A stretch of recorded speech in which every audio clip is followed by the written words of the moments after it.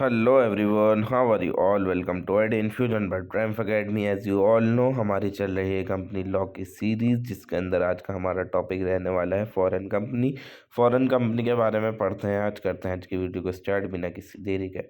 ठीक है, तो एक फॉरेन कंपनी वो कंपनी होती है जो इंडिया के बाहर इनकॉर्पोरेट हुई है, यानी कि बनी इंडिया के बाहर है, बट उसके जितने भी बिजनेस हो रहे हैं वो सारे इंडिया के अंदर हो रहा है। ठीक है ना, या तो किसी एजेंट के थ्रू करा रहा हो, या फिर फिजिकली इंडिया में हो रहा है, या फिर इलेक्ट्रॉनिकली इंडिया में हो रहा है। ठीक है, तो उस टाइप की कंपनी को फॉरेन कंपनी बोला जाता है। यानी कि मान लीजिए अमेजोन है, अमेजोन इंडिया के बाहर बनी है, ठीक है, बट उसका इंडिया के अंदर भी बिजनेस चल रहा है। या तो वो फिजिकल उसके स्टोर्स हैं, या फिर इलेक्ट्रॉनिकली ऑनलाइन भी सामान बेच रहे हो, या फिर एजेंट्स लगे हुए हैं अलग अलग। तो यानी किसी ना किसी तरीके से कि एक कंपनी जो बाहर की कंपनी है बट वो इंडिया के अंदर भी बिजनेस कर रही है, उस कंपनी को हम फॉरेन कंपनी बोलेंगे। यानी कि एक सीधा सीधा ये कंपनी ऐसी समझेगी, एक कंपनी जो इंडिया से बाहर रजिस्टर्ड हुई है, यानी कि इंडिया के अंदर रजिस्टर्ड नहीं हुई, बट काम वो बिजनेस जो कर रही है वो इंडिया के अंदर कर रही है, तो उस कंपनी को हम क्या बोलेंगे? फॉरेन कंपनी बोलेंगे। मान लीजिए लंदन के अंदर एक कंपनी बनी, अ, और लंदन कंपनी के नाम से, फॉर एग्जांपल, ठीक है ना, लंदन कंपनी के नाम से एक कंपनी बनी एक बाहर, और जो है वो इंडिया के अंदर अपना बिजनेस बेच रही है, कर रही है। मान लीजिए चॉकलेट्स बेच रही है वो इंडिया के अंदर। ठीक है, तो इस टाइप की हम कंपनी को क्या बोलेंगे?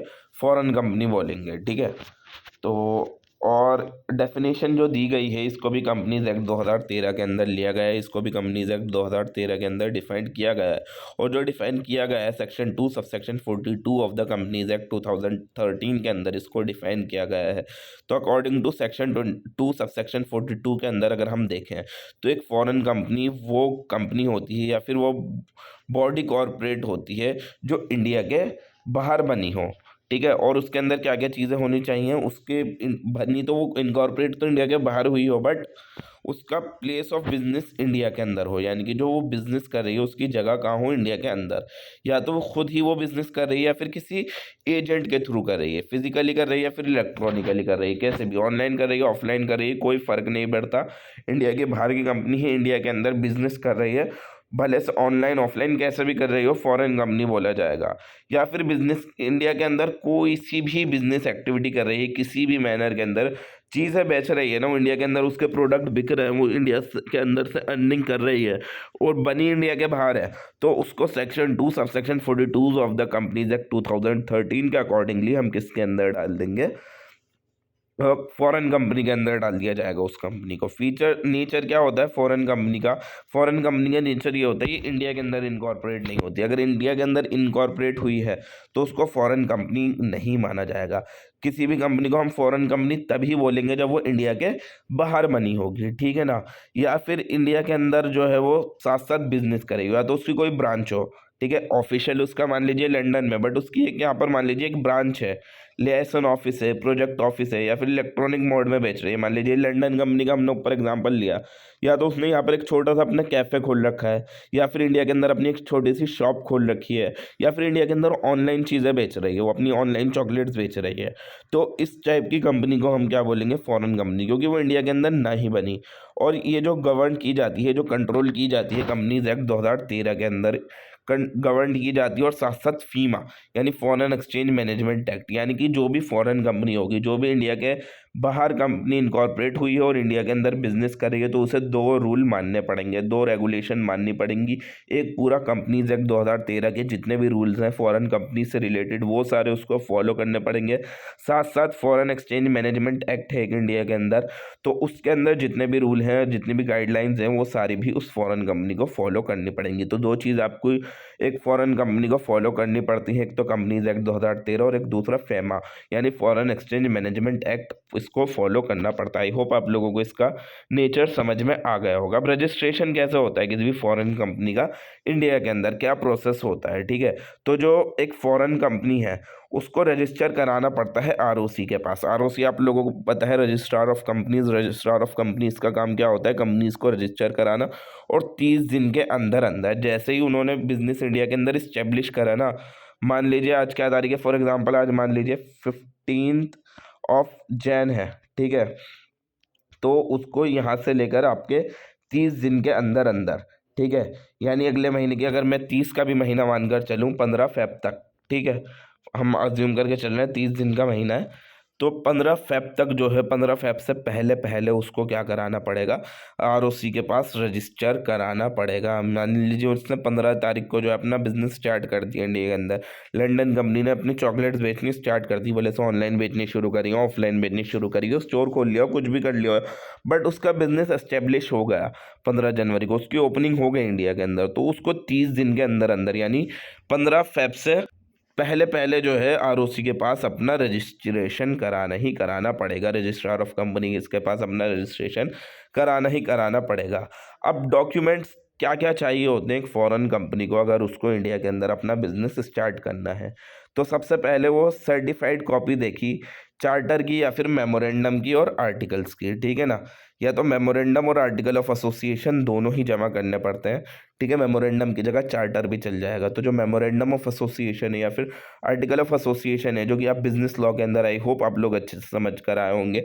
अगर ये मेमोरेंडम ऑफ एसोसिएशन और आर्टिकल ऑफ एसोसिएशन में समझाने बैठ गया तो बहुत लंबी वीडियो जाएगी, इसको किसी सेपरेट वीडियो के अंदर समझेंगे। तो ये दोनों डॉक्यूमेंट्स जो है इनको सबमिट करने पड़ेंगे। Address of registered office approved, यानी कि जो आपका मान लीजिए लंदन कंपनी का ही एग्जांपल लेते हैं कि मान लीजिए एक लंदन कंपनी का एक खुद का ऑफिस भी तो होगा लंदन के अंदर, ठीक है। तो जो उसका वहाँ पर रजिस्टर्ड ऑफिस है, जो वहाँ पर उसने लंदन के एड्रेस पर रजिस्टर्ड करा रखा है, उस एड्रेस को देना पड़ेगा कि हमारा यहाँ यहाँ ऑफिस है। और लिस्ट ऑफ डायरेक्टर्स की हमारी कंपनी के अंदर लंदन कंपनी के अंदर कौन कौन डायरेक्टर्स हैं और कौन कौन लोग हैं जो सेक्रेटरी हैं, इन सब लोगों की लिस्ट देनी पड़ेगी। और एड्रेस देना पड़ेगा principal place of business in India, यानी कि इंडिया के अंदर मेनली बिजनेस करना कहाँ चाहते हो, दिल्ली में, मुंबई में, और क्या नाम है, पंजाब में करना कहाँ चाहते हो, main principal place of business आपकी कहाँ रहेगी, मेनली आपका बिजनेस कहाँ रहेगा वो बताओ। कि एक तो साथ साथ जहाँ पर आपका लंदन में जो आपका ऑफिस है वो भी बताओ, और इंडिया में जहाँ आप काम करोगे साथ साथ वो भी बताओ। नेम और एड्रेस बताओ ऑथराइज रिप्रेजेंटेटिव इन इंडिया, यानी कि जो इंडिया के अंदर आप लोगों के सारे काम संभाल रहा है। जो भी इंसान आपके, कोई ना कोई इंसान ऐसा तो होगा ना जो उस कंपनी की, वो कंपनी वहाँ बैठे बैठे सारी चीज़ें नहीं हैंडल कर सकती, कोई इंडियन इंसान ऐसा होगा ना जो यहाँ पर बेच रहा होगा उनके प्रोडक्ट को और उस मार्केट के अंदर सेट कर रहा होगा, क्योंकि उनको तो इतनी नॉलेज नहीं होगी ग्राउंड बेस्ड की। जो इंडियन बंदा होगा वही वो सारे कंट्रोल संभाल रहा होगा। तो जो वो इंडियन ऑथराइज रिप्रेजेंटेटिव है उस कंपनी का, ठीक है, जो भी इंडिया के अंदर काम कर रहा होगा, चले भले से फॉरेनर हो या फिर इंडिया का ही बंदा हो, जो भी इंडिया के अंदर मेनली काम कर रहा हो उसका नाम देना है और उसका एड्रेस देना है साथ साथ। और detail of past business in India, अगर आपका कोई पहले बिजनेस था तो दे दो इंडिया के अंदर, उसके बारे में पूरी इन्फॉर्मेशन पूरी कंप्लीट। अगर नहीं था तो कोई इशू नहीं है। तो 5-6 चीज़ आपको क्या देनी पड़ती है, सर्टिफाइड कॉपी देनी पड़ती है, memorandum of article of association की, एड्रेस देना पड़ता है जो आपका अब्रॉड के अंदर रजिस्टर्ड ऑफिस है, यानी इंडिया के बाहर जो आपका रजिस्टर्ड ऑफिस है वो, डायरेक्टर्स कौन कौन है, सेक्रेटरी कौन कौन है, पूरी लिस्ट देनी पड़ती है। और मेन इंडिया के अंदर बिजनेस कहाँ करने वाले हो उसका एड्रेस देना पड़ता है। और जो ऑथराइज रिप्रेजेंटेटिव है इंडिया के अंदर उसका नाम और एड्रेस बताना पड़ता है। और अगर कोई पास्ट बिजनेस इंडिया के अंदर आप लोग आपकी कंपनी करती थी तो उसकी डिटेल्स देनी पड़ती हैं, ठीक है। इंपॉर्टेंट फीचर्स क्या क्या होते हैं, खासियतें क्या क्या होती हैं, आपको पता है कि सेपरेट लीगल एंटिटी, हर कंपनी की एक सेपरेट लीगल आइडेंटिटी होती है, वो कंपनी अलग होती है, उसके मेंबर अलग होते हैं, ठीक है ना। और ये अपने इंडियन ऑपरेशन से इसकी खुद की एक सेपरेट लीगल आइडेंटिटी मानी जाएगी। दूसरी बात ये हो गई कि यहाँ पर लिमिटेड लाइबिलिटी होती है, यानी कि जो लाइबिलिटी होती है मेंबर की वो लिमिटेड होती है। जो भी उस कंट्री के लॉ है जहाँ पर उसको इनकॉर्पोरेट किया गया है, जहाँ पर भी उस कंपनी को बनाया गया है, उस कंपनी के लॉ के अकॉर्डिंग, उस कंट्री के लॉ के अकॉर्डिंग जो है वहाँ के उस कंपनी के जितने भी मेंबर हैं वहाँ की उनकी लाइबिलिटी लिमिटेड होती है। Place of business in India, यानी कि उसका जो है इस इंडिया के अंदर एक फिजिकल या फिर इलेक्ट्रॉनिकल प्रेजेंस होनी चाहिए इंडिया के अंदर, ठीक है। या तो ऑनलाइन बेच रही हो या फिर ऑफलाइन चीज़ें बेच रही हो, तभी उसको फॉरेन कंपनी कंसीडर किया जाएगा, अदरवाइज नहीं। और जितने भी इंडिया के लॉ हैं उन सारी चीज़ों को इस फॉरेन कंपनी को कंप्लायंस करना पड़ता है, यानी कि जितने भी लॉज हैं जैसे companies act 2013, foreign exchange management act, income tax act, GST के जितने भी लॉज हैं सारी चीज़ें फॉलो करनी पड़ती हैं। और अकाउंट और ऑडिट कैसे होता है फॉरेन कंपनी का, यानी इसको जो है फाइनेंशियल स्टेटमेंट बनानी पड़ती है जितने भी वो इंडियन बिजनेस ऑपरेशन कर रही है उस सब चीज़ की। और जितने भी इसके अकाउंट्स होते हैं वो सारी चीज़ें ऑडिट किए जाते हैं। इसको भी अपना एनुअल रिटर्न फाइल करना होता है और अपनी फाइनेंशियल स्टेटमेंट आरओसी के पास जमा करनी होती है। तो फ़ायदा फ़ॉरेन कंपनी के ये हो गए कि आपको एक ग्लोबल कैपिटल मिल गया, पूरी दुनिया भर की टेक्नोलॉजी आपके इंडिया में आ गई, इंडिया के अंदर रोज़गार जनरेट होगा, ठीक है, लोगों को रोज़गार मिलेगा, कोई बाहर की कंपनी आकर इंडिया के अंदर काम स्टार्ट कर रही है, मैनेजमेंट अच्छा हो जाएगा इंडिया के अंदर, और फॉरेन इन्वेस्टमेंट होगी कि बाहर के लोग आकर हमारे देश के अंदर इन्वेस्ट कर रहा है। नुकसान इसके यही होंगे कि कानून इससे रिलेटेड बहुत ज़्यादा स्ट्रिक्ट हैं, लीगल और रेगुलेटरी कंप्लायंस बहुत ज़्यादा है, ऑपरेशनल और कंप्लायंस कॉस्ट बहुत ज़्यादा है। अगर कोई दूसरी कंपनी इंडिया के बाहर की कंपनी इंडिया के अंदर अगर आकर बिजनेस सेट करना चाहे तो खर्चा बहुत ज़्यादा लगेगा, और फीमा के accordingly, foreign exchange management act के अकॉर्डिंगली रुकावटें बहुत ज़्यादा हैं इस बिज़नेस को करने के लिए, और लोगों का हो सकता है कल्चर अलग हो और कानून अलग हो सब जगह का, जिसकी वजह से बहुत ज़्यादा फ़र्क भी आ सकता है फॉरेन कंपनी के अंदर। तो फॉरेन कंपनी और इंडियन कंपनी के अंदर डिफरेंस ये होता है, ये जो फॉरेन कंपनी होती है इंडिया के बाहर इनकॉर्पोरेट हुई होती है, और इंडियन कंपनी इंडिया के अंदर ही इनकॉर्पोरेट हुई होती है। और फॉरेन कंपनी को क्या क्या लॉ मानने पड़ते हैं, एक तो इंडिया के भी लॉ मानने पड़ेंगे, और जहाँ पर ये इनकॉर्पोरेट हुई है उस जगह का भी लॉ मानना पड़ेगा, और इंडियन कंपनी को सिर्फ जो इंडिया के लॉ है सिर्फ उसे ही मानना पड़ेगा। और रजिस्ट्रेशन किसके पास कराना पड़ता है, फॉरेन कंपनी जो होगी वो आरओसी के पास रजिस्ट्रेशन कराएगी एज अ फॉरेन कंपनी, और इंडियन कंपनी भी आरओसी के पास रजिस्ट्रेशन कराएगी as an Indian company. Ownership इसकी किसके पास होती है, फॉरेन नेशनल्स के पास होती है, जो फॉरेन पीपल है उनके पास, और इंडियन कंपनी के इंडियन के पास भी हो सकती है, फॉरेनर के पास भी हो सकती है ऑनरशिप। ठीक है, एग्जांपल्स क्या क्या हो गए फॉरेन कंपनीज के इंडिया के अंदर, Google LLC, Microsoft corporation, Amazon, Samsung electronics, ये सारी चीज़ें जो है इंडिया के अंदर वो हमारी फॉरेन कंपनीज हैं। ठीक है, अब नेक्स्ट जो आपका टॉपिक रहने वाला है 1% कंपनी, वो हम नेक्स्ट वीडियो के अंदर करने वाले हैं। So that is all for today guys. Video पसंद आई हो तो वीडियो को लाइक करें, चैनल को सब्सक्राइब करें और बने रहें इन फ्यूचर के साथ। मिलते हैं नेक्स्ट वीडियो में। Thank you so much for watching.